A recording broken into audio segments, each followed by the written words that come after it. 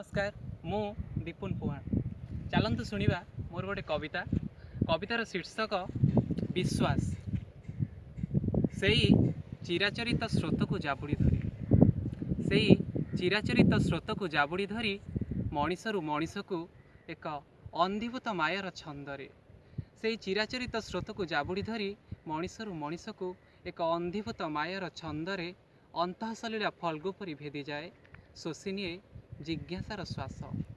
एक मारात्मक व्याधिर रूप नहीं एक मारात्मक व्याधिर रूप नहीं संक्रमी चली सीए आदिमरु आधुनिक जाए। सबु दर्शन सबु तर्क सबु विज्ञान अड़ुआ प्रश्नर भाषरे सबु दर्शन सबु तर्क सबु विज्ञान अड़ुआ प्रश्नर भाषरे अति संतर्पण लुचिबाकू करिछि प्रयास।